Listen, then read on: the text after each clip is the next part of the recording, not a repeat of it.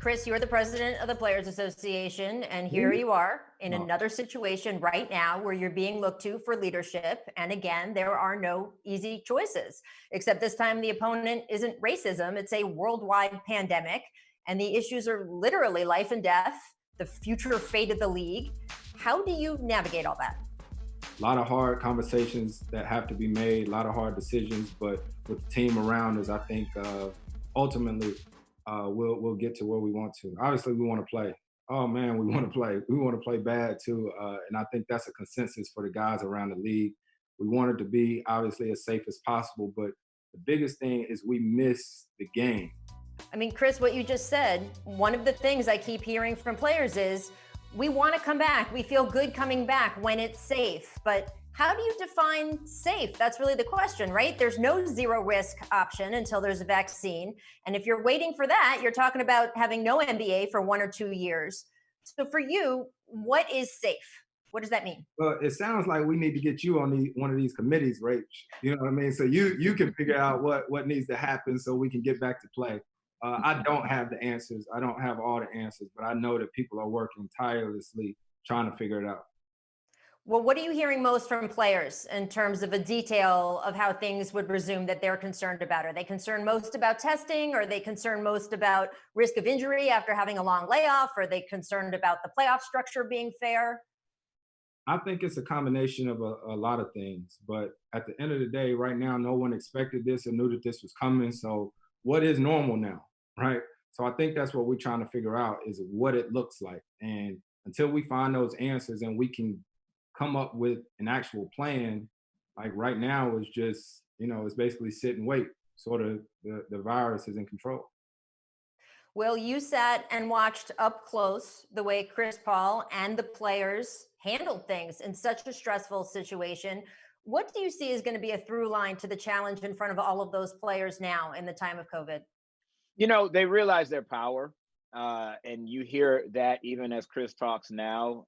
Ultimately, this is something that is beyond them, but their voice and their decision will be the loudest. At the end of the day, it won't be the owners, it won't be the fans. All that will have something to do with it. But it's the players, and it's the players and their power. And the thing about that, the Blackballed doc, is it looks at one of the literal iconic watershed moments in not just sports history, but history. You're talking about an NBA owner getting banned for life and ultimately being forced to sell his team. That's unprecedented.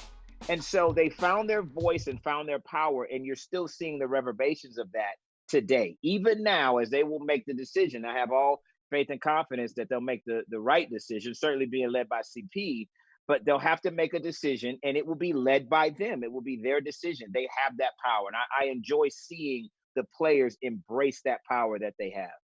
Well, when you look at the business that Chris is in, sports, or the business you're in, entertainment, what role do you think these industries have in coming back and dealing with this epidemic? It can't be overstated how important athletics and entertainment are, because you call it a distraction, but it's so much more than a distraction. It really is a symbol of hope. That's what sports is in our time. Rach, I was watching the Cornhole Championships the other day.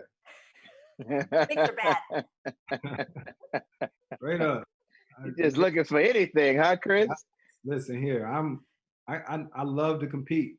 Like, I love to compete. So, y'all just said it. Sports are huge, like in the DNA of everyone. You know what I mean? Just to watch it and get to see the emotion of it and the passion and the time and stuff that people, put into it to prepare. So, yeah. I do have to ask you guys about The Last Dance before we go. Has watching it at all, has it changed your perception of Michael Jordan in any way? Yeah, for me, it's nothing like this, Doc, because I actually reached out to MJ to tell him like that these times back in like the 90s or whatnot, it's responsible for a lot of us and why we're in the NBA now. Seriously, in that I remember me and my brother at home, like my mom cooked dinner around the game, right? When the Bulls were coming on WGN. And we didn't have YouTube. So me and my brother would have to go in the backyard and act like we were Jordan and Pippen. I mean, we knew MJ was MJ, but this right here, like when he says, I would never ask you to do something that I wouldn't do. gotta respect it. All right, last question. Are we going to have the rest of this NBA season? What's your gut? Yes or no? I hope so. I say that. What about you, Will? Oh, I say yes. I say yes. May not be fans, may not be like anything we've ever seen, but I'm saying yes because I'm hoping yes. But my instinct tells me that there will be some form of a season. Yes. Well, thank you both so much. Let me remind everyone, Blackballed drops on. Thanks for watching ESPN on YouTube. For live streaming sports and premium content, subscribe to ESPN Plus.